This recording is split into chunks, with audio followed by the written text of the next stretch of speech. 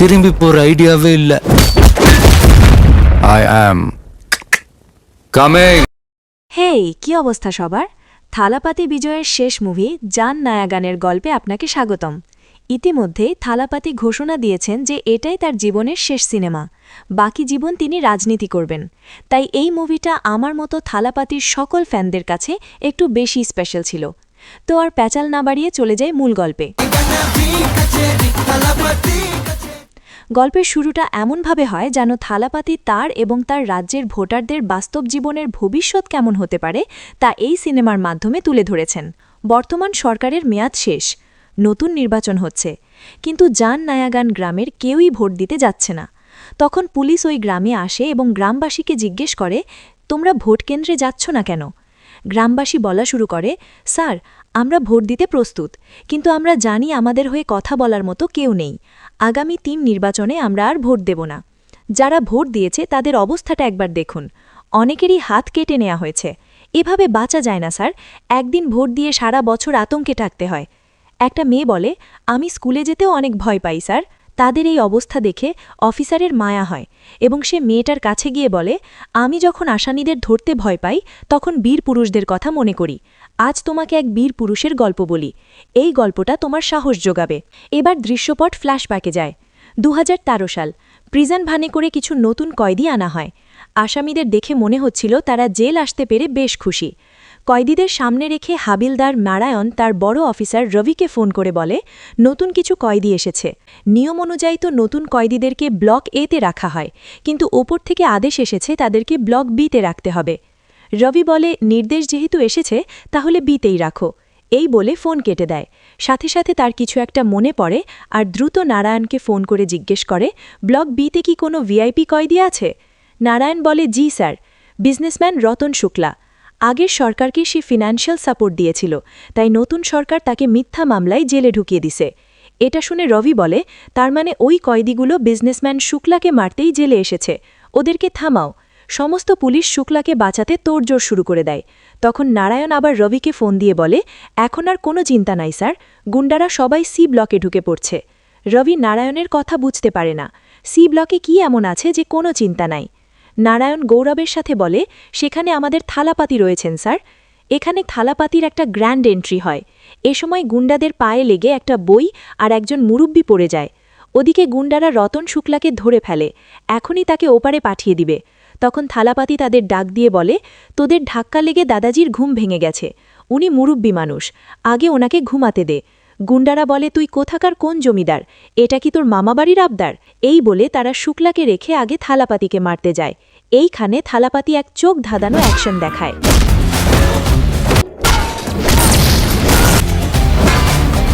গুন্ডারা বুঝতে পারে এ কোনো সাধারণ লোক না, তাই সবাই মিলে দাদকে ঘুম পাড়ানোর চেষ্টা করে। দাদারও ঘুম আসে না, শুক্লাকেও মারা হয় না। এর মধ্যে থালাপাতিকে মারতে আরও কিছু গুন্ডাপান্ডা চলে আসে। অফিসার রবি নারায়ণকে বলে, গেট খোলো তাড়াতাড়ি, ওদেরকে থামাতে হবে। নারায়ণ বলে, স্যার, এর আগেও 20 বার থালাপাতিকে মারার চেষ্টা করা হয়েছে, পারেনি। শুক্লা দৌড়ে এসে বলে, আমাকে বাঁচানোর জন্য ধন্যবাদ স্যার। থালাপাতি বলে, পরিস্থিতি যাই হোক, আমি আপনাদের পাশে থাকব। থালাপাতির বর্তমান রাজনৈতিক পরিস্থিতি যারা জানেন তারা এই কথাটা বুঝতে পারবেন। সিনেমায় থালাপাতি যেন তার বাস্তব জীবনই তুলে ধরছেন। অফিসার রবি এতক্ষণ থালাপাতিকে দেখছিলেন। এবার সে নারায়ণকে বলে, ওর ফাইলটা আমি দেখতে চাই। স্টোর থেকে খুঁজে খুঁজে বহু পুরনো ফাইলের মধ্য থেকে থালাপাতির ফাইল খুঁজে বের করা হয়। অন্যদিকে থালাপাতি অফিসার রবির ছোট্ট মেয়ের সাথে খুনসুটি করছিল। মেয়েটা বলে, তুমি একা এতগুলো মানুষকে মারলে, তুমি কি সুপারম্যান? থালাপাতি বলে, না মা, আমি সাধারণ একজন মানুষ, কিন্তু আমার কাজই আমার আসল পরিচয়। বাচ্চাটা খুশি হয়ে বলে, তুমি আমার আসল সুপারম্যান বন্ধু। অফিসার রবি থালাপাতির ফাইল দেখে অবাক হয়। সে নারায়ণকে জিজ্ঞেস করে, ওর মা কি এখনও বেঁচে আছে? নারায়ণ বলে, হ্যাঁ স্যার, সে এখনও ওর পথ চেয়ে আছে। এরপর দৃশ্যপট আসে পাহাড়ি এলাকায় জঙ্গলের মধ্যে একটা গ্রামে। একজন অসুস্থ শয্যাশায়ী বৃদ্ধ মহিলা। ডক্টর তাকে বলছেন, ওকে রক্ষা করতে হলে তোমাকে কঠোর হতে হবে। একজন বলে, আপনি তো ইতিমধ্যে 50 বার জামিনের আবেদন করেছেন, তবুও কেন ওকে আটকে রাখা হয়েছে? বৃদ্ধ মহিলা বলে, আমি শুধু আমার ছেলেকে একবার বুকে জড়িয়ে ধরতে চাই, ওকে দেখা না দিয়ে আমি এখান থেকে এক পাও নড়ব না। ওদিকে দেখা যায় জঙ্গলের কিছু লোক রবিকে হাতজোর করে বলে, আমাদেরকে সাহায্য করুন স্যার, আমার ভাইকে দেখলে মা অনেক খুশি হবে। অফিসার রবি বলে, নারায়ণ, আগামীকাল আমরা ওকে নিয়ে জঙ্গলে যাব, চলো কাজটা শেষ করে ফেলি। পরদিন থালাপাতিকে নিয়ে জঙ্গলের উদ্দেশ্যে রওনা দেওয়া হয় এবং সেই বৃদ্ধের বাড়িতে চলে আসে। বৃদ্ধ থালাপাতিকে দেখে কিছু বলতে পারে না, শুধু থালাপাতিকে একটু ছুঁয়ে দেখে। এখানে মা ছেলের মধ্যে এক গভীর আবেগের সৃষ্টি হয় এবং থালাপাতির মা এই অবস্থায় মারা যায়। মায়ের শেষ কৃত্য শেষ করার পর থালাপাতি বলে, মা তো চলে গেল, আমি কি মায়ের শেষ ইচ্ছা পূরণ করতে পারব? বাচ্চাটা বলে, তুমি তো সুপারম্যান, এক মুহূর্তের জন্যেও ভেবো না ওরা জিতে গেছে। অফিসার রবি জানায় তার স্ত্রী পরিবারের অমতে তাকে বিয়ে করেছিল। সে খুব করে চাইতো রবি দেশের জন্য কিছু করুক, কিন্তু গত বছর যুদ্ধের লেলিহান শিখা ওকে আমার থেকে কেড়ে নিয়েছে, অর্থাৎ কোনো একটা যুদ্ধে মারা গেছে। ওর মৃত্যুর পর আমি আমার জীবনটা দেশের সেবায় বিলিয়ে দিয়েছি। কথাগুলো রবি তার মেয়ের দিকে তাকিয়ে বলছিল। থালাপাতি জিজ্ঞেস করে, স্যার কোনো সমস্যা হয়েছে কি? তখন রবি তার হাতে থাকা বক্সটা ফেলে দেয়, যেটার শব্দে মেয়েটা ভয় পেয়ে শ্বাসকষ্ট শুরু হয়ে যায়। অর্থাৎ জোরে শব্দ হলে মেয়েটার পুরনো সব স্মৃতি মনে পড়ে। কী সেই স্মৃতি সেটা আমরা সামনে জানতে পারব। থালাপাতি বাচ্চাটাকে সাহস দিয়ে বলে, শোনো, এই দুনিয়াটাকে ভয় পেলে চলবে না, তোমাকে বাঘের মতো কলিজা নিয়ে বাঁচতে শিখতে হবে। সাহসী হও, নির্ভীক হও, আর কখনো পিছু হটবে না, তবেই তুমি এই দুনিয়ার আসল রূপ বুঝতে পারবে। এরপর দৃশ্যপট আসে দক্ষিণ আফ্রিকার মরুভূমিতে। একজন ভয়ানক আসামিকে কঠোর নিরাপত্তা দিয়ে মরুভূমিতে একটা জেলে নিয়ে যাওয়া হচ্ছে, যেখানে হিংস্র সব কয়েদিদের রাখা হয়। পুলিশ ফোনে বলছিল, সবাইকে রেডি করো। তাদেরই কথা ওই কয়েদিও শুনিতেছিল। তাকে জেলে নিয়ে যাওয়ার পর সবাই তাকে দেখে ক্ষুধার্ত বাঘের মতো শুরু করে আর বলে, আমি অনেক দিন ধরে এই মুহূর্তটার জন্য অপেক্ষায় ছিলাম, হিসাব চুকিয়ে দেওয়ার সময় এসে গেছে। ওকে যেন কোনোভাবেই হাতছাড়া না করা হয়। তাকে একটা জেলে রাখা হয় আর বলা হয়, প্রেসিডেন্ট ইতিমধ্যে তোর মৃত্যু পরোয়ানায় সই করে দিয়েছেন, মরার আগে কোনো শেষ ইচ্ছা আছে? সে বলে, তোর প্রেসিডেন্টকে গিয়ে বলিস আমিই তাকে খতম করব। এরপরই টিভি চ্যানেলগুলোতে বলা হয়, দেশে গৃহযুদ্ধ শুরু হয়ে গেছে, বুড়াচিগড়ের সাধারণ মানুষকে পশুর মতো মারা হচ্ছে। সোয়াসনিয়া সরকার এখন পতনের মুখে, পুরো সোয়াসনিয়া এখন এক জীবন্ত নরকে পরিণত হয়েছে। এর মধ্যে ওই জেল কর্তৃপক্ষ দেখতে পায় দূরে বিশাল এক সৈন্যবাহিনী নিয়ে কেউ আসছে। অফিসার সবাইকে অ্যালার্ট হতে বলে এবং জেলে থাকা সব কয়েদিদের ছেড়ে দিতে বলে, যেন সবাই শত্রুর মোকাবেলা করতে পারে। এবার সবাই মিলে সেই কয়েদিকে মারতে যায়, যার নাম জন হিমলার। ভাই রে ভাই, এইখানে ববি গেওলের মাথা নষ্ট লুক দেখা যায়, আর ফাইটিং সিনগুলা তো আরও অস্থির। এক পণ্ডিত বলে, তোরা সর, আমি একাই ওকে খতম করব। কিন্তু সে ববির সামনে যাওয়ার সাথে সাথেই এক তুড়িতেই শেষ। ববিকে কোনোভাবেই থামানো যাচ্ছিল না। তখন একজন গাড়ি নিয়ে ববিকে উড়িয়ে দিতে চায়, কিন্তু সেই গাড়িটা জেল অবধি যাওয়ার আগেই হেলিকপ্টার থেকে ওই গাড়িটাই উড়িয়ে দেওয়া হয়। এবার ববির বন্ধু সামনে আসে আর বলে, সরি মাই ফ্রেন্ড, একটু দেরি হয়ে গেল। এরপর ববি অর্থাৎ হিমলা বসে থাকে আর তার সৈন্যরা সবাইকে শেষ করতে থাকে। হিমলা তার বন্ধুকে বলে, আমার নিজের লোক, এমনকি আমার ছেলে পর্যন্ত আমাকে ধোঁকা দিল, সব গোপন তথ্য সংবাদ মাধ্যমে ফাঁস করে দিয়েছে। এই কারণেই আমি রাজনীতির মারপেচ থেকে দূরে থাকি। এরপর হিমলা ওই দেশের প্রেসিডেন্টকে শেষ করে দিয়ে বলে, এক্স, আমাকে মারার জন্য আপনি যাকে পাঠাবেন সে শুধু নিজের কবরটাই ঘুরবে। এদিকে জেলখানায় অফিসার রবিকে বেশ কিছুদিন দেখা যাচ্ছিল না, তাই থালাপাতি নারায়ণকে জিজ্ঞেস করে, রবি স্যার কোথায়? নারায়ণ জানায়, নিয়মের তোয়াক্কা না করে তোমাকে তোমার মায়ের সাথে দেখা করতে নিয়ে যাওয়া হয়েছিল, তাই রবি স্যারকে সাসপেন্ড করা হয়েছে। তবে স্যার এখান থেকে যাওয়ার আগে ব্যবস্থা করে রেখে গেছেন, যেন তুমি সহ তোমার গ্রামের বাকিরা দ্রুত ছাড়া পায়। এরপর কেটে যায় আরও কিছুদিন। জেল থেকে ছাড়া পেয়ে যায় থালাপাতি। সেখান থেকে সে সোজা চলে যায় রবির বাড়িতে। রবির মেয়েটার প্রিয় সুপারম্যানকে দেখে অনেক খুশি হয়। দুজন অনেক আনন্দ করে, আর থালাপাতি ছাড়া পাওয়াতে রবিও খুশি হয়। রবির মেয়ের নাম ভিজি। ভিজি তার সুপারম্যানের সাথে খেলা করছিল। রবি বলে, আমাকে আর্জেন্ট একটু যেতে হচ্ছে। ভিজি বলে, সমস্যা নেই, তুমি না আসা অবধি ভিজি আমাকে দেখে রাখবে। থালাপাতিও জানায়, কোনো সমস্যা নেই, আপনি আসার আগ পর্যন্ত আমি ভিজিকে দেখে রাখব, আপনি একদম চিন্তা করবেন না। রবি বিদায় নিয়ে তার বাইকটা নিয়ে বেরিয়ে পড়ে। বাসা থেকে বের হয়ে মেইন রোডে ওঠার পরই একটা ট্রাক তাকে ধাক্কা মারে। থালাপাতি খবরটা শুনে একদম স্তব্ধ হয়ে যায়। হাসপাতালে মারা যাওয়ার আগে রবি কিছু বলতে পারে না। থালাপাতিকে শুধু একটা আর্মির ছবি দিয়ে বুঝিয়ে দেয় তার মেয়েকে যেন দেশের সেবক বানানো হয়। শুরুতে ভিজি শুধু বাবার কথা বলতো, বাবা তুমি ফিরে আসো প্লিজ, আমি সময় মতো সব খাবার খাবো। ধীরে ধীরে থালাপাতি ভিজিকে বাবা আদরে মানুষ করতে থাকে। ভিজির একটা সমস্যা ছিল, আচমকা সামনে কিছু ঘটে গেলে তার নিঃশ্বাস আটকে যেত। এজন্য ওকে একটা ডাক্তারের কাছে নিয়ে যায় থালাপাতি। ডাক্তার জানায় শারীরিকভাবে সে এখন একদম ঠিক আছে, কিন্তু এই শিশুটির মনে আত্মবিশ্বাস খুঁজে পাওয়া খুব জরুরি, তবেই ওর মনের সব ভয় চিরতরে মুছে যাবে। ধীরে ধীরে বড় হয়ে যায় ভিজি। থালাপাতিরও বয়স বেড়েছে, সে এখন ভিজিকে মিলিটারি ট্রেনিং দেয়। ভিজি এখন কলেজে পড়ে, তো একদিন সে তার কলেজ ফাঁকি দিয়ে সিনেমা দেখতে যাওয়ার প্ল্যান করে। ভিজি আর তার এক বান্ধবী স্কুটি নিয়ে বের হয়। রাস্তায় একটা পুলিশের জিপ দাঁড়িয়েছিল। একজন অফিসার গাড়িতে বসে দুষ্টু ভিডিও দেখছিল। হঠাৎ সে লুকিং গ্লাসে ভিজিকে দেখতে পায়, আর সে ইচ্ছা করে ভিজির বাইক ফেলে দেয়। ভিজিকে দেখে অফিসারের কারেন্ট উঠে যায় এবং সে ওভারস্পিডে বাইক চালানোর অপরাধে ভিজিকে গাড়িতে তুলে নেয়। তখন ভিজির বান্ধবী তার পরিচিত এক সাংবাদিক কায়েলকে ফোন করে। কায়েল খোঁজ নিয়ে জানতে পারে ভিজিকে কেউ গ্রেফতার করেনি, আর যে পুলিশের কাছে এখন ভিজি আছে সেই পুলিশও সুবিধার নয়।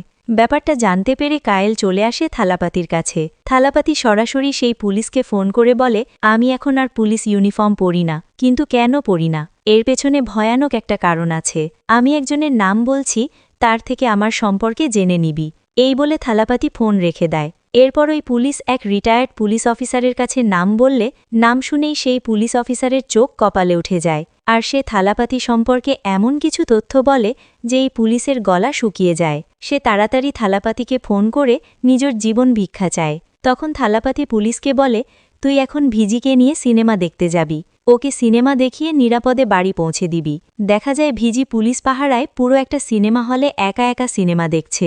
সিনেমা দেখা শেষ হলে পুলিশ নিজে এসে ভিজিকে থালাপাতির কাছে পৌঁছে দেয় এবং তার কাছে মাফ চায়। থালাপাতি পুলিশদের শ্রদ্ধা করে, তাই তাকে মাফ করে দেয়। চোখের সামনে এমন দৃশ্য দেখে কায়েল থালাপাতির উপর ক্র্যাশ খেয়ে যায়।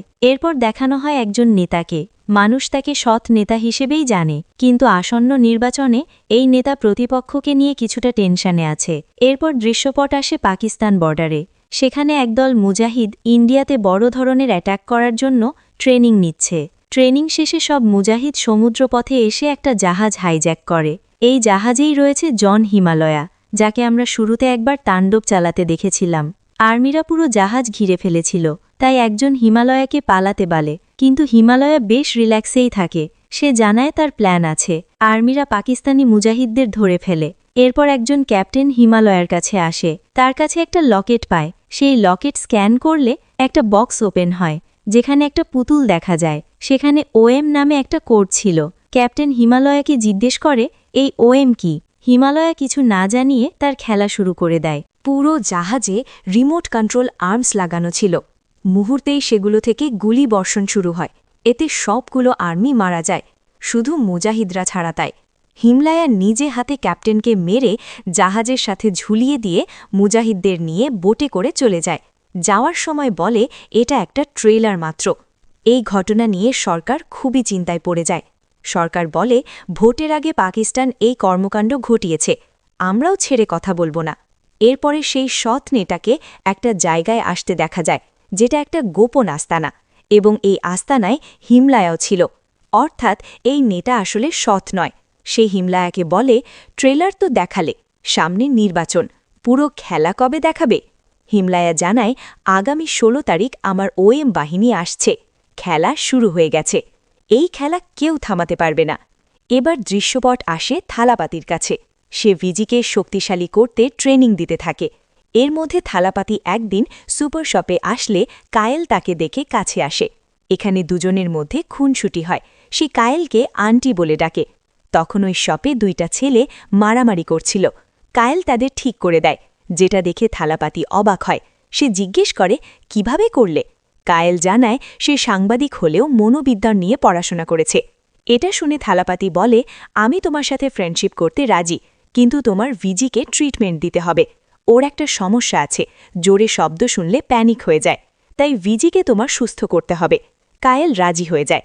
ভিজি জানত কায়েল থালাপাতিকে পছন্দ করে, তাই ভিজিও কায়েলকে জানায়, আমি তোমাকে হেল্প করব। ধীরে ধীরে থালাপাতি ও কায়েলের সম্পর্ক গভীর হতে থাকলে তা দেখে ভিজি বেশ খুশিই হয়।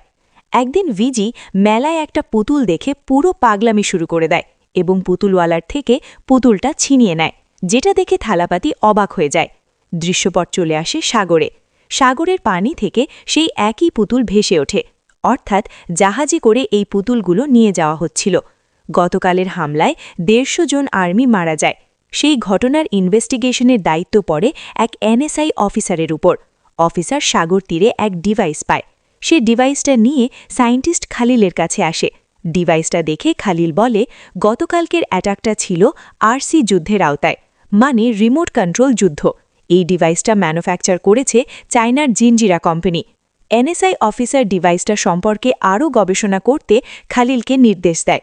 তখন অন্য এক কর্মকর্তা বলে, অ্যাটাকের সময় যে আর্মসগুলো ব্যবহার করা হয়েছে সেগুলো বাউড এন্টারপ্রাইজের। এবার খালিল বাউড এন্টারপ্রাইজ সম্পর্কে জানার চেষ্টা করলে জানতে পারে এটা একটা আফ্রিকান কোম্পানি, যারা আফ্রিকার একটা দেশকে শেষ করে দিয়েছে। আরও বিস্তারিত জানতে সে একজন আফ্রিকানের সাথে কানেক্ট হয়। আফ্রিকান মহিলা এক শরণার্থী শিবির থেকে জানায়, বাউড এন্টারপ্রাইজ জন হিমলায়া, সে আমাদের দেশকে একদম শেষ করে দিয়েছে। এবার সে ইন্ডিয়াকে ধ্বংস করার জন্য গিয়েছে, তাই যেভাবেই হোক জন হিমলারকে থামান, তা না হলে সামনে ভয়াবহ কিছু অপেক্ষা করছে। এই সময় এক পুলিশ অফিসার এসে জানায় এই কেসটা তাকে দেওয়া হয়েছে, বলেই সবাইকে গুলি করে মারতে থাকে। তার মানে এই পুলিশও হিমলায়ার সাথে জড়িত। খালিল ডকুমেন্টস নিয়ে রোবটের সাহায্যে কোনো মতে সেখান থেকে পালিয়ে যায়। তাই ওই পুলিশ খালিলকে ধরতে পারে না, কিন্তু সে প্রেসে আবার জানিয়ে দেয় যে খালিল এতগুলো আর্মিকে মেরে পালিয়ে গিয়েছে, আমি এসেছিলাম কিন্তু সে পালিয়ে গেছে। অন্যদিকে থালাপাতি ভিজিকে একজন ব্রেনের ডাক্তারের কাছে নিয়ে আসে। ডাক্তার ভিজিকে সেই পুতুল দেখিয়ে কিছু মনে করতে বলে। তখন ভিজির চোখে আমাদের দেখানো হয় ভিজির মায়ের মৃত্যুর ঘটনা। ভিজির মায়ের মৃত্যু ছিল অত্যন্ত করুণ। একদল লোক মুখোশ পরে বাড়িতে আসে, এসে ভিজির মাকে বলে, পুতুলটা কোথায় রেখেছিস বল। সেই সময় ছোট্ট ভিজি ঘরের মধ্যে লুকিয়ে সব দেখছিল। একদল মুখোশধারী ভিজির মাকে মেরে তার গায়ে আগুন ধরিয়ে দেয়, যে দৃশ্য ভিজি নিজের চোখের সামনেই দেখে। এসব ভিজির মনে পড়লে মা বলে চিৎকার দিয়ে ওঠে। থালাপাতি ভিজির মায়ের বাসায় চলে যায়। পুরো বাড়ি তন্ন তন্ন করে খুঁজতে থাকলে ছবির পেছনে একটা চাবি পায়। সেই চাবি দিয়ে একটা বক্স খুলতেই সেখানে একটা পুতুল দেখতে পায়। ওই পুতুলের ভেতরে ক্ষুদ্র ক্ষুদ্র আর্মসের জিনিসপত্র পাওয়া যায়, যেটা পুরোপুরি সেট আপ করলে একটা আধুনিক অস্ত্র তৈরি হয়। তখন সেখানে কায়েল আসলে থালাপাতি কায়েলকে এটা ডিটেলস বের করতে বলে। যেহেতু কায়েল একজন সাংবাদিক ছিল, তাই ডিটেলস সংগ্রহ করতে তার অসুবিধা হয় না। গত 15 বছর ধরে আফ্রিকান কোম্পানি জেস টয় এই একই পুতুল প্রায় 50 লাখ পিস ইম্পোর্ট করেছে। কায়েল এসব নিউজ থালাপাতিকে জানিয়ে নিজেই প্যানিকের মধ্যে পড়ে যায়। সবগুলো পুতুল যদি আর্মস স্টিলিংয়ের হয়, তাহলে ইন্ডিয়ার ভবিষ্যৎ তো ভয়াবহ। থালাপাতি চিন্তা করতে নিষেধ করে। সে জানায় সবকিছুর মাথা তো একজনই, তাকে উপরে ফেললেই সমাধান হয়ে যাবে। এই পর্যায়ে দেখা যায় একদল লোক পুতুল থেকে আর্মসগুলো বের করে সেট আপ করছে। অন্যদিকে থালাপাতি কায়েলকে বলে, প্রতিটি রাজ্যে কে বা কারা এই পুতুলগুলো ইম্পোর্ট করছে সেই তথ্য বের করতে বলে। কায়েল যাদের নাম উল্লেখ করে, থালাপাতি তাদের 15 বছর আগে থেকেই চেনে। সেই সময় তারা বিভিন্ন ইলিগাল কর্মকাণ্ড করত। এখন তাদের কেউ বড় রাজনীতিবিদ, কেউ বা বড় বিজনেসম্যান। থালাপাতি এসব জানালে কায়েল আরও বেশি টেনশনে পড়ে যায়। পুরো দেশ এখন ধ্বংসের পথে, এদেরকে কে থামাবে? পরের দিন সেই সায়েন্টিস্ট জন হিমলায়ের ফাইল নিয়ে সিএমের কাছে আসে, কিন্তু চারদিকে অনেক পুলিশ প্রোটেকশন থাকায় সে গাড়ি থেকেই নামতে পারে না। তখন ভিজি সেখানে একটা কাজে এসেছিল।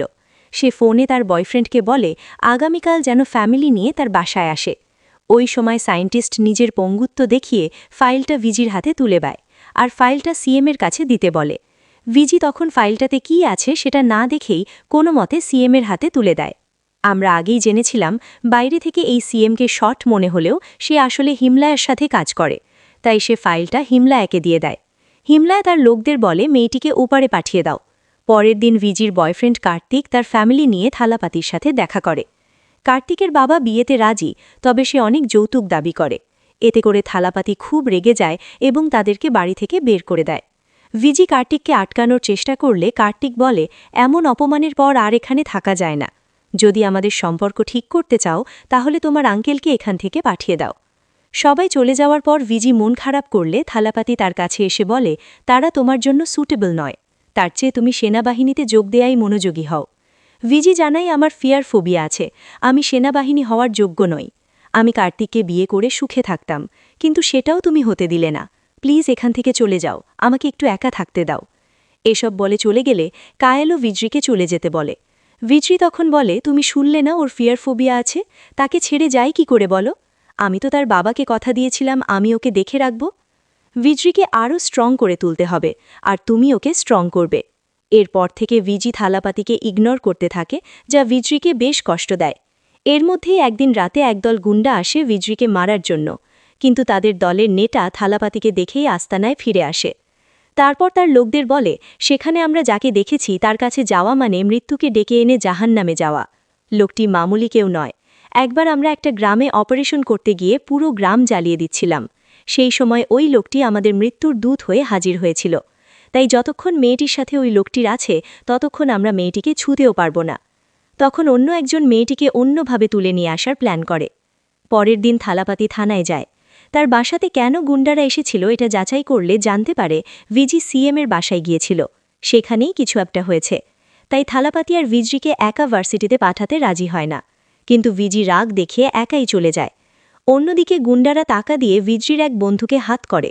ভিজরি ভার্সিটিতে আসলে বন্ধু কার্তিকের বিপদের কথা বলে ভিজরিকে মোটরসাইকেলে করে নিয়ে যেতে থাকে। সেটা আবার ভিজির বান্ধবী দেখে থালাপাতিকে ফোন করে জানিয়ে দেয়।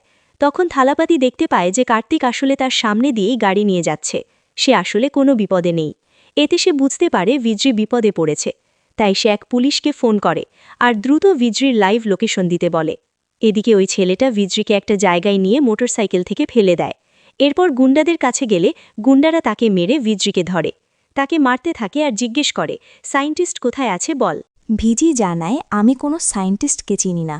অন্যজন ভিজির ফোন চেক করে, সায়েন্টিস্টের সাথে কোনো লিঙ্ক না পেলে সেটা হিমালয়াকে জানায়। সিএম এবং হিমালয়া তারপরও ভিজিকে মেরে ফেলার নির্দেশ দেয়। গুন্ডারা এবার ভিজিকে মেরে ফেলবে, তখন ভিজি থালাপাতিকে স্মরণ করে, আর থালাপাতি সেখানে চলে আসে। তারপর ভিজিকে সেফ জায়গায় রেখে সবাইকে এক এক করে শেষ করতে থাকে।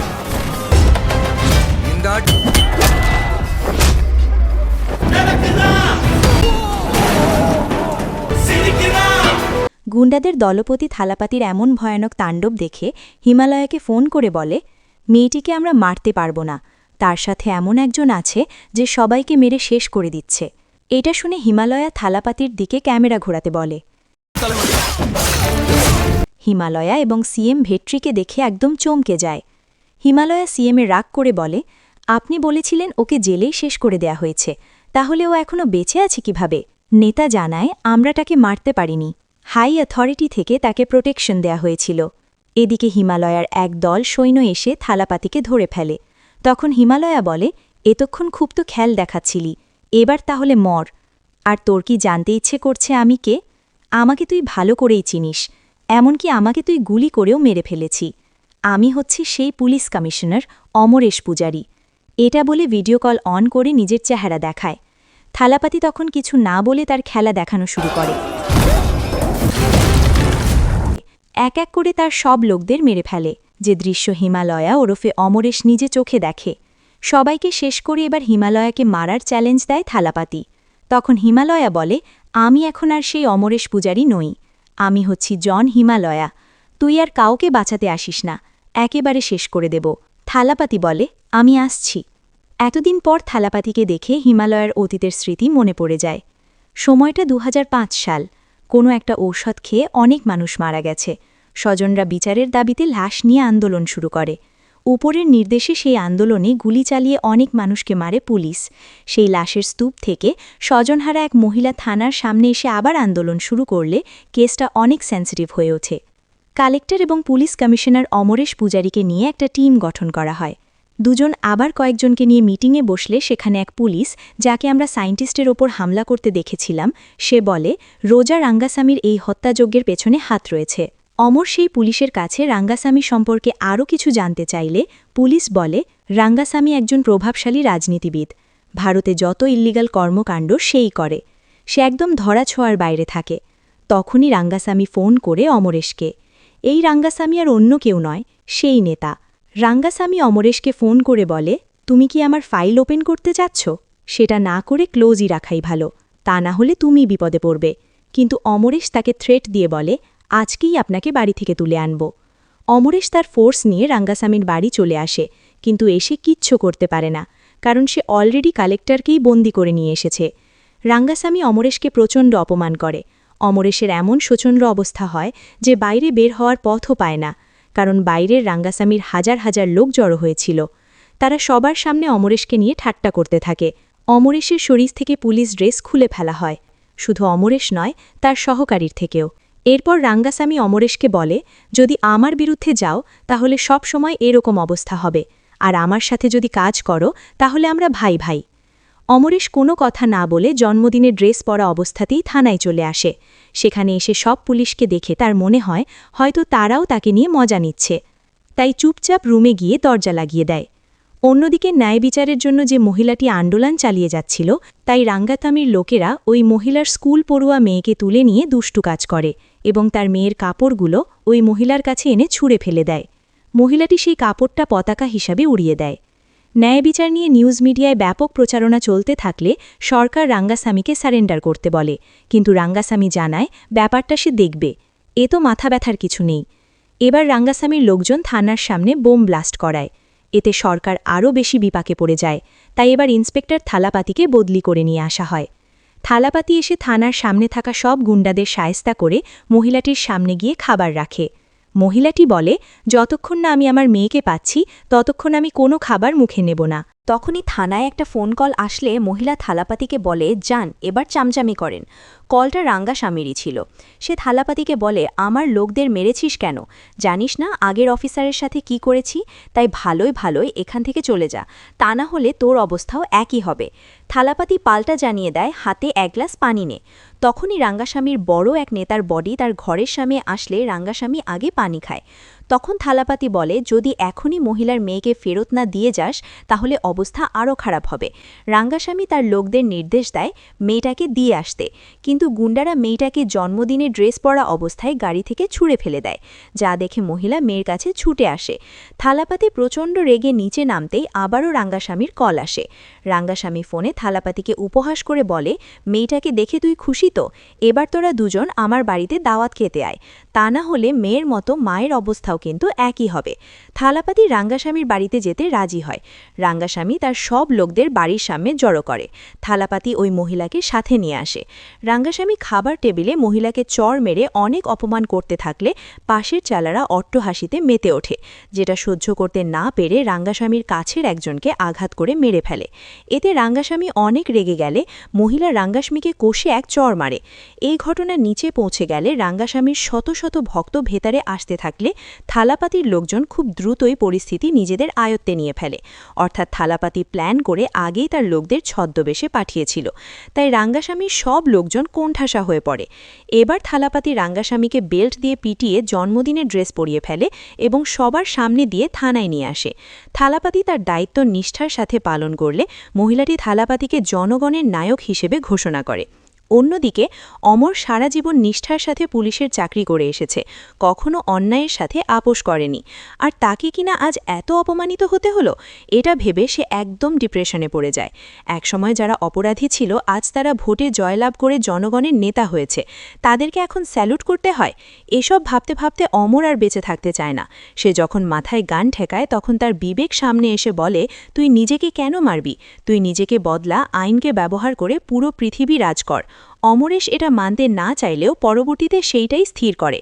এরপর সে জেলখানায় রাঙ্গাস্বামীর সাথে দেখা করতে যায় আর বলে, আজ আমি তোকে কিছু বলতে আসিনি, আমি তোর সাথে থাকতে এসেছি। তুই আগামীর সিএম হবি সেটা আমি জানি, কারণ তোর অনেক ভক্ত আছে, আর এখন রাজনীতির মাঠে যে প্রধান তার হাতেই সব ক্ষমতা। আমি তোকে এখান থেকে বের করব, তুই নেতা হবে, কিন্তু তোকে আমি চালাবো। রাঙ্গাস্বামী তার সব কথা মেনে নেয়। এতদিন রাঙ্গাস্বামী যে কাজ করত এবার অমরেশ সেই কাজ শুরু করে। সে দেশের মধ্যেই বিভিন্ন জায়গায় বোম ব্লাস্ট করায়। এই কথাটা একজনের মাধ্যমে থালাপাতি জানতে পারে। তাই থালাপাতি অমরেশের কাছে এসে বলে, এটা কেন করলে তুমি? তুমি তো ভালো পুলিশ অফিসার ছিলে। অমরেশ বলে, আমি তো তেমন কিছুই করছি না, যা করে সব পলিটিক্যাল নেতা। সে যতই অপরাধী হোক, একবার নির্বাচনে জিতে গেলে সবাই তাকে মাথায় তুলে নাচে, তাই আমিও সেই পথ বেছে নিয়েছি। থালাপাতি অমরেশের এসব কাজে বাধা দিতে চাইলে অমরেশ তাকে লক্ষ্য করে গুলি করে। তখন থালাপাতি অমরেশের হাত থেকে পিস্তল কেড়ে নিয়ে অমরেশের বুকেই শুট করে দেয়। তখন বাকি পুলিশরা এসে থালাপাতিকে থামায়। অমরেশ গুলিবিদ্ধ অবস্থায় বলে, সে একজন টেররিস্ট, আমাকে মারার চেষ্টা করেছে। থালাপাতি তখন অমরেশকে আরও একটা গুলি করে। থালাপাতিকে পরবর্তীতে কোর্টে তোলা হয়, যেখানে কাঠগড়ায় ডাকা হয় থালাপাতির মাকে। জজ সাহেব মাকে বলে, আপনার ছেলে পুলিশ অফিসার অমরেশকে মেরে ফেলেছে। তার বাড়িতে কি অস্ত্রভাণ্ডার ছিল? মা কোর্টে সবার সামনে জানায়, হ্যাঁ, আসলে মাকে হুমকি দিয়ে এটা বলানো হয়েছিল। রাঙ্গাস্বামী এবং অমরেশ এলাকার সবাইকে মেরে মাকে দিয়ে হ্যাঁ বলায়। এরপর থালাপাতি সহ ওই গ্রামের আরও অনেকের জেল হয়। এবার দৃশ্যপট বর্তমানে আসে। অমরেশ অর্থাৎ হিমালয়া থালাপাতিকে নিয়ে টেনশনে পড়ে যায়। ওদিকে ভিজিও থালাপাতিকে নিয়ে চিন্তিত। থালাপাতি ভিজিকে বলে, তোমাকে এখন থেকে আমাকে ছাড়াই থাকতে হবে, চারিদিকে অনেক বিপদ। ভিজি বলে, আমি একবার তোমাকে দূরে ঠেলে দিতে চেয়েছি, কিন্তু যাওনি। কিন্তু এখন তুমি আমাকে কেন দূরে ঠেলে দিচ্ছ? থালাপাতি বলে, তোমার বাবাকে আমি কথা দিয়েছিলাম তোমাকে নিরাপদ রাখব, আমি সেইটাই করছি। এখন আর্মি ক্যাম্প তোমার জন্য সবচেয়ে সেফ জায়গা। অন্যদিকে কায়েল বলে, দেশে এত এত আর্মস ঢুকেছে, নিশ্চয়ই বড় বড় কোনো প্ল্যান আছে, তাই মূল হোতাকে বের করতে হবে। থালাপাতি জানায়, যেহেতু আর্মিদের ওপর অ্যাটাক করা হয়েছিল, তাই আর্মি অফিসে কোনো তথ্য হয়তো পাওয়া যাবে। এরপর থালাপাতি ভিজিকে নিয়ে আর্মি ট্রেনিং সেন্টারে আসে। সেখানে এক মেজর তার শিক্ষার্থীদের ট্রেনিং দিচ্ছিল। থালাপাতি ভিজিকেও সেখানে ভর্তি করে নিতে বলে, কিন্তু মেজর ভিজিকে নিতে চায় না। সে জানায় তার তো জয়নিং ডেট শেষ হয়ে গিয়েছে, আর নারীরা আর্মি ট্রেনিং নিতে অক্ষম। প্রমাণ হিসেবে ভিজিকে কয়েকটা পরীক্ষা নিয়ে দেখায়। ভিজি অল্পতেই ক্লান্ত হয়ে যায়। মেজর তার সেরা স্টুডেন্টকে রিংয়ে লড়াইয়ের জন্য পাঠালে ভিজি অনেক মার খায়, যা দেখে থালাপাতি নিজেকে ধরে রাখতে পারে না। তখন সে নিজেই স্টুডেন্টের সাথে লড়াইয়ে নামে এবং থালাপাতির হাতে অনেক মার খায়। তখন থালাপাতি মেজরকে বলে, আপনার সেরা স্টুডেন্টও তো আমার থেকে মার খেল, এখন আপনি কি বলবেন? সবারই মিলিটারি প্রশিক্ষণ নেওয়া উচিত। নিজেকে সেফ রাখার জন্য শুধু পুরুষরা ট্রেনিং নেবে এমন কোনো কথা নেই। এমন সময় মেজরের সন্তান একজনের থেকে ব্যাটপাচের শিকার হয়ে আসে। থালাপাতি সেই বাচ্চাকে সাথে নিয়ে স্কুলের সেমিনারে আসে। সেখানে সব স্টুডেন্টদের ব্যাট টাচ সম্পর্কে বোঝায়। সেই সাথে সবার উদ্দেশ্যে বলে, নিজেকে রক্ষা করার জন্য সবার উচিত মিলিটারি প্রশিক্ষণ নেবার। এখন নিজেই নিজেকে লড়াইয়ের জন্য প্রস্তুত করতে হবে। থালাপাতির এসব কথা মেজরের ভালো লাগে, তাই মেজর থালাপাতিকে স্যালিউট জানায়। পরের দিন থেকে ভিজি আর্মি ট্রেনিং শুরু করে। অন্যদিকে কায়েল তদন্ত করতে থাকলে সেদিনের অ্যাটাকের সময় এক আর্মির হাতে OM লেখা দেখতে পায়, কিন্তু ওই OM লেখার অর্থ সে বুঝতে পারে না। এদিকে একদিন কার্তিক ট্রেনিংয়ে আসে। ভিজি কার্তিককে দেখে খুশি হয়। কার্তিক ভিজিকে বলে, আমার একটা ভালো জব হয়েছে, তুমি আমার সাথে চলো। এসব কি আর্মি ট্রেনিং নিচ্ছ? এসব দিয়ে কোনো লাভ হবে না, লোকটি তোমাকে আবারও ফাঁসানোর চেষ্টা করছে। ভিজি তখন বলে, না, থালাপাতি আঙ্কেল আমাকে ফাঁসাচ্ছেন না। সে ছোট থেকে নিজের সব কিছু বিসর্জন দিয়ে তিনি আমাকে আগলে রাখছেন, নিজের জীবন বাজি রেখে আমাকে বাঁচিয়েছেন। তিনি আমাকে কোনো ফাঁসাননি, আমাকে নতুন জীবন দিয়েছেন। আমার সবচেয়ে ভালো বন্ধু তিনি, ওনাকে ছেড়ে আমি কোথাও যাব না। থালাপাতি আড়াল থেকে এসব শুনে ইমোশনাল হয়ে যায়। অন্যদিকে হিমালয়া রাঙাকে রাঙাপাতির গ্রামে পাঠায়। সেখানে গিয়ে যেন সে তাকে খতম করে দিয়ে আসে। রাঙাস্বামী সৈন্য নিয়ে গ্রামে আসলে কাউকে দেখতে পায় না, শুধু দেখে এক বয়স্ক মহিলা মন্দিরে পূজা করছে। সেখানে মহিলার ওপর টর্চার করলে মহিলা চুপচাপ বলে সে আসছে। একটু পরেই থালাপাতি তার দলবল রাঙাস্বামী সহ তার সৈন্যদের ওপর অ্যাটাক করে। সেই লড়াইয়ে রাঙাস্বামীর দল হেরে গেলে থালাপাতি রাঙাস্বামীকে বন্দি করে নেয়। এই বন্দির কথা হিমালয়াও জেনে যায়। রাঙাস্বামী যদি OM সম্পর্কে জানিয়ে দেয় তাহলে ক্ষতি হবে। হিমালয়া জানায়, আমি দ্রুত OM বাহিনী নিয়ে সব কিছুর ব্যবস্থা করছি। অন্যদিকে থালাপাতি চাবুক দিয়ে রাঙাস্বামীর সামনে তার নেতাদের মারতে থাকলে রাঙাস্বামী কিছু ব্যাপার তুলে ধরে। সে থালাপাতিকে বলে, তার জেলে যাওয়ার পুরো প্ল্যান হিমালয়া নিজেই করেছিল, তাও আবার তার মাকে জিম্মি করে। তারপর হিমালয়ার নদীপথে আফ্রিকা যায়, সেখানে সুয়ানা কোম্পানি খোলে, যেটা ছিল একটা arms selling company. Himalaya Africa গিয়ে তার অস্ত্রের ব্যবসার মাধ্যমে গৃহযুদ্ধ বাঁধিয়ে একদম পুরো আফ্রিকার দেশটিকে শেষ করে দেয়। এবার তার প্ল্যান ইন্ডিয়ায় গৃহযুদ্ধ লাগানো। এজন্য অপারেশন মেলুগা অর্থাৎ OM প্ল্যান করা হয়েছে। তামিলনাড়ুতে গৃহযুদ্ধ লাগিয়ে পুরো স্টেটকে ধ্বংস করে দেবে, আর এটা হবে সাম্প্রদায়িক দাঙ্গার মাধ্যমে। এরপর ইন্ডিয়ার নাম হবে মেলুগা, যেটা এই প্ল্যানের মূল উদ্দেশ্য। অপারেশন মেলুগার প্রথম ধাপ হিসেবে পুতুলের মধ্যে করে আফ্রিকা থেকে আর্মস চলে এসেছে, যেগুলো এখন মানুষের হাতে হাতে যাওয়া সময়ের ব্যাপার মাত্র। আর আমাদের হাতে সায়েন্টিস্ট খালিলও ধরা পড়েছে, তাই কোনোভাবেই এই অপারেশন আর থামাতে পারবে না। থালাপাতি এসব বিশ্বাস করতে চায় না, তাই সে বলে আফ্রিকা থেকে আর্মস আসছে, তাই না? যাই হোক, আজকেই আমি এই খেল শেষ করে দেব। রাঙ্গাস্বামী বলে, তুমি কি খেল শেষ করবে? অলরেডি এই স্টেটের বড় বড় লোকজন হিমালয়ার হাতে বন্দী। দৃশ্যপট আসে ডিজিবি অফিসে। সেখানে স্টেটের গভর্নর CM সহ ঊর্ধ্বতন কর্মকর্তাকে একটা মিটিং করতে দেখা যায়। তারপর মুখোশ পরে স্টেট চিফ রাজলক্ষ্মীকে লাইভে জানায় এখনই পুরো স্টেটের সকল পথ বন্ধ করে দেবেন, সকল থানাও বন্ধ থাকবে, যদি না শোনেন তাহলে সবাই মারা যাবে। রাজলক্ষ্মী এই শর্ত মেনে না নিয়ে অপারেশনের নির্দেশ দেয়। ডিফেন্সের সকল বাহিনীর স্পেশাল অফিসারদের দায়িত্ব দেওয়া হয় রেস্কিউ মিশনের। তাই তার ডিজিবি অফিসে অ্যাট্যাকের জন্য এগিয়ে গেলে হিমলায়া তার আসল খেলা খেলে। সে সরাসরি চায়না থেকে নিয়ে আসার রোবট যোদ্ধা এবং ড্রোন নামিয়ে দেয়। এতে স্পেশাল ফোর্স একেবারে কোণঠাসা হয়ে পড়ে। পথের মধ্যে হিমলায়ার সহকারী থালাপাতির লোকদের কাছে ধরা পড়ে। লোকজন সেই পুলিশের থেকে ডিজিবি অফিসে যাওয়ার পথ বলতে বললে পুলিশ জানায় সেখানে এখন কেউই ঢুকতে পারবে না, ওটা সংরক্ষিত এলাকা। এদিকে রোবটের হাতে সবাই মারা পড়তে থাকে। হেলিকপ্টার দিয়ে ওপর থেকে অ্যাটাক করা হলে রোবট হেলিকপ্টারও ধ্বংস করে। এতে স্পেশাল টিম পিছপা হয়। এর মধ্যে থালাপাতির টিম পুলিশকে টর্চার করে জানতে চায় সায়েন্টিস্টকে কোথায় রেখেছে। থালাপাতি সেই সায়েন্টিস্টের কাছে এসে এই অপারেশন সম্পর্কে বিস্তারিত বলতে বললে সায়েন্টিস্ট জানায় অপারেশনের সকল তথ্য একটা সেফ হাউসে সংরক্ষণ রাখা হয়েছে। এবার থালাপাতি সেদিকে ছুটতে থাকে। এদিকে হিমলায়া অপারেশনের দ্বিতীয় ধাপ শুরু করে। গভর্নরকে দিয়ে লাইভে বলায় যারা এই আক্রমণ করেছে তারা আসলে দেশটাকে পাকিস্তান বানাতে চায়। এতে ক্ষুব্ধ জনগণ মুসলিমদের মারতে শুরু করে। হিমলায়া আগুনে ঘি ঢালতে মন্দিরে ব্লাস্ট করায়। এতে সামাজিক দাঙ্গা চরম পর্যায়ে যায়। সরকার পুরো স্টেটের প্রবেশপথ বন্ধ করে, থানার দরজা লাগিয়ে দেয়। হিমলায়ার লোকজন সাধারণ মানুষের হাতে হাতে অস্ত্র তুলে দেয়। গৃহযুদ্ধ শুরু হয়ে যায়। থালাপাতি ভিজি এবং কায়েলকে নিয়ে চলে আসে খালিলের সেফ হাউসে, যেখানে খালিলের ফোর্স আগে থেকেই রোবটদের সাথে লড়াই করতে বানিয়ে রেখেছিল special drone, armour, bulletproof dress, laser gun এবং হাই ফ্রিকোয়েন্সি ড্রোন জ্যামার। সেগুলো থালাপাতিকে দেখিয়ে ফ্রেন্ডলি ফায়ার অপারেশনের প্ল্যান করে। থালাপাতি এই অপারেশনে ভিজিকেও সাথে নিতে চায়। কায়েল নিষেধ করলে থালাপাতি বলে এইটাই সেই সুযোগ যেটা ভিজিকে সাহসী করে তুলবে। থালাপাতি কায়েলের উপর গুরুত্বপূর্ণ এক দায়িত্ব দিয়ে ভিজিকে নিয়ে সামনে আগাতে থাকে। অন্যদিকে হিমলায়া সেফ এক্সিটের জন্য রাজলক্ষ্মীকে ফোন করে হেলিকপ্টার চায়। রাজলক্ষ্মীও নিরুপায় হয়ে বলে সে ব্যবস্থা করছে।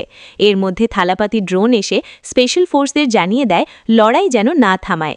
এরকম হঠাৎ অন্য ড্রোন আসায় হিমলায়া একদম ঘাবড়ে যায়। হিমলায়া আবার দেখতে পায় থালাপাতি অস্ত্র নিয়ে আসছে, তাই ড্রোন দিয়ে তাকে অ্যাট্যাক করে। কিন্তু ড্রোনগুলো আর্মারের কাছে যেতেই হাই ফ্রিকোয়েন্সি জ্যামারের কাছে আটকা পড়ে যায়। তা দেখে হিমলায়া রোবটকে দূর থেকে আর্মারের ওপর অ্যাট্যাক করতে বলে। আর্মারে অ্যাট্যাক হলে থালাপাতি একটা টানেলে ঢুকে পড়ে। সেখানে ক্ষতিগ্রস্ত হতে থাকলে থালাপাতি টিম কন্ট্রোল রুমে ঢুকে পড়ে এবং জীবনকে মৃত্যুর মুখে ঠেলে দিয়ে একদম শেষ পর্যায়ে রোবটগুলোকে বিভ্রান্ত করে ফেলে। রোবট থালাপাতিকে শত্রু মনে না করে একে অন্যকে শত্রু মনে করা শুরু করে, এমনকি হিমলায়াকেও তারা শত্রু মনে করে। এতে হিমলায়া CMকে জিম্মি করে ফেলে, কিন্তু সেখানে থালাপাতি এবং ভিজি চলে আসে। CM তাদের দেখে বলে ওরা দেশের শত্রু, ওদের একদম ছাড়বে না। থালাপাতি তখন CMকে বলে আপনার আর কিছু বলতে হবে না, আপনি যে তাদের দলে তা আমরা খুব ভালো করে জেনে গিয়েছি। তা না হলে খালিলের দেওয়া ফাইল ভিজি আপনাকে দিয়েছিল সেটা হিমলায়ার কাছে কিভাবে গেল? CM তখন বলে আমি তো এই ফাইল আমার PS রাজলক্ষ্মীকে দিয়েছিলাম। এই কথাগুলোর মাঝেই হিমলায়া হেসে উঠে বলে এই রাজলক্ষ্মী আমার গার্লফ্রেন্ড, আমরা দুজন মিলেই এই অপারেশন প্ল্যান করেছি। অন্যদিকে রাজলক্ষ্মীকে তখন হাসি মুখে হেলিকপ্টার নিয়ে আসতে দেখা যায়।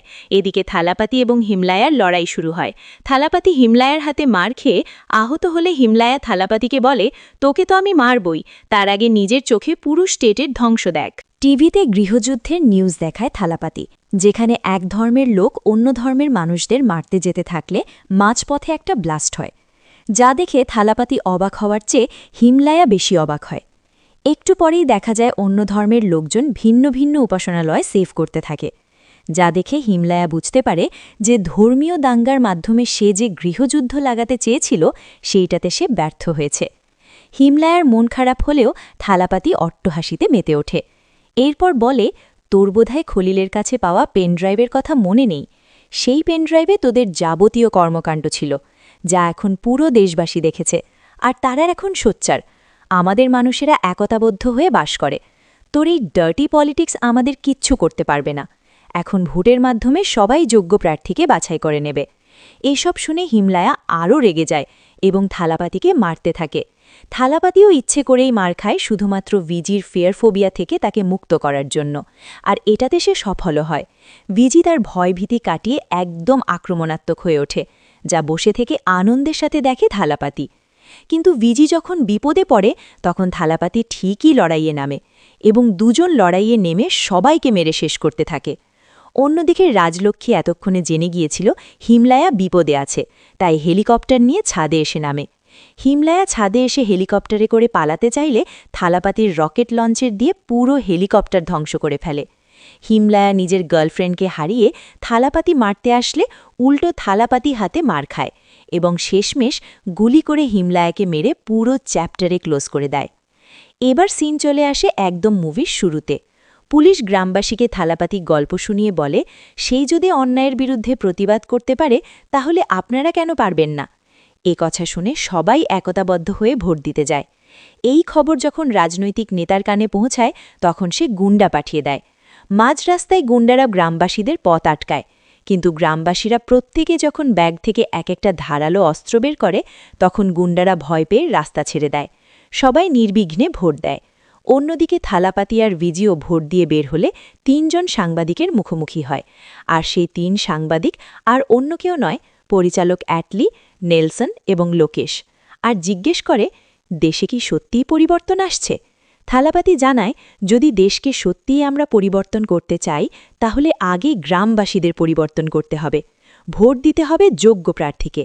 আর এটিই ছিল থালাপাতির জীবনের শেষ সিনেমা।